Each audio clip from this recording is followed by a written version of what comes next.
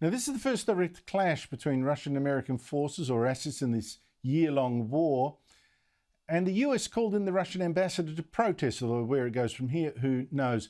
Joining me from New York, I spoke to him a short while ago, is filmmaker, commentator and regular on the show, Ami Horowitz.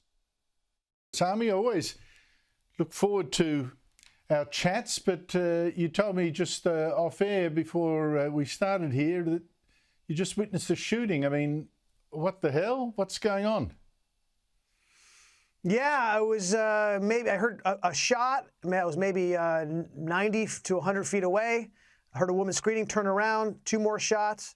Turned out to be a high school kid who shot somebody right next to me. And, we kind of ran after the kid, but he was gone and the cops came in. Thank God the victim survived.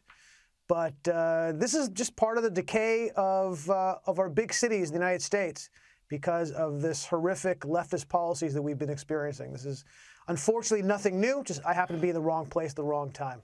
Well, no, you weren't. You're outside your home in New York. That should be the right place. I mean, for heaven's sake, Ami, this is one reason I'm so glad that my youngest son is going to be coming home soon from studying in the United States. I tell you what, it's easy to over-dramatise what's happening there. But then when you get, this just happened outside my home. I mean, for heaven's sake, what is it with America? It's not just a gun culture, is it? There's something else going on here.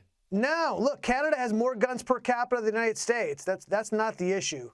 The issue is we have really awful policies which are allowing and letting this type of behavior to thrive and to not be punished. So people think, look, it's an issue of it's behavioral 101. If you don't incentivize somebody not to do something, they'll do it. And this is part of what it is. But we got more important things to discuss than me being witness to a shooting. Yeah, right. I don't know, it just took me aback, but you're right. Well, let's talk about mega shooting, another and a really sick culture, the Russian culture, I've got to say right now. I mean, we've talked before about how part of the Republican Party, the Donald Trump wing, shall we call it, doesn't want America involved in this war in Ukraine, doesn't want it sending billions of dollars in military aid to Ukraine. For one, they're saying, oh, look, we're scared of World War III. This downing of an American spy drone by Russian airplanes, how's that going to affect that debate, do you think? It's interesting. The irony of the debate, and like as you said, sort of the Trump wing of the party that's against the Ukrainian involvement, the irony is that President Trump is actually for prosecuting this proxy war against Ukraine. And President Trump was actually phenomenal when it came to Russian relations. Unlike his predecessor, Barack Obama, Donald Trump understood the threat and actually gave weapons to the Ukrainians, actually took it to the Russians in Syria. So it's odd that his wing of the party are the ones that happen to be isolationists when it comes to this. But it's not going to help the debate. It's going to inflame the debate. And I've always said that and I still support what we're doing in Ukraine. I think it's important both morally, economically, and most importantly, strategically.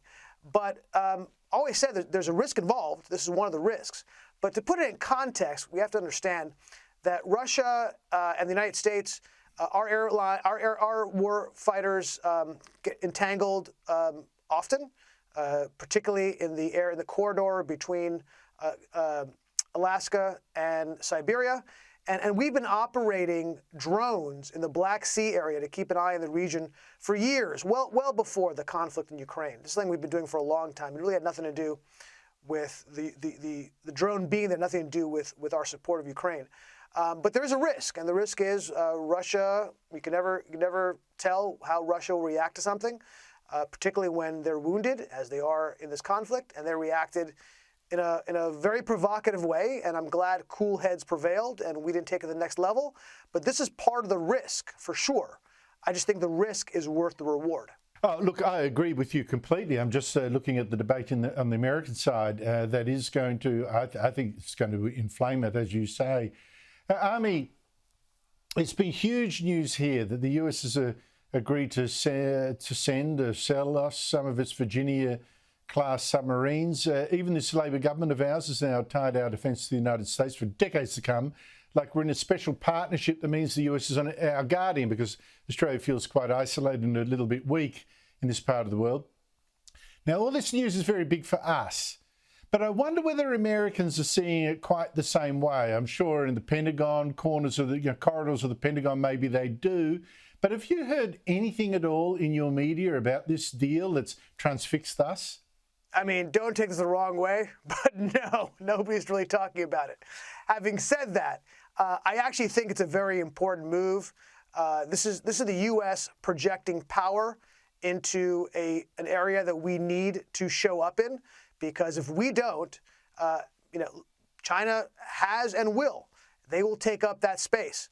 And this is us saying we are going to get involved in a significant way. It's hard to overstate how important this is on a military level, because other than our nuclear secrets, our nuclear submarine secrets is the biggest military secret, or second biggest military secret that we have. It's something we don't share with anyone, even our closest allies. The last time we shared a nuclear submarine secret was 1959 with the UK. It shows how important the AUKUS, I think that's how you pronounce it, relationship is. One of the worst names for a partnership I've ever heard of. Australia, UK, US. It does show the importance of Australia in that triumvirate, and how we look at them as a projection of our power in the area.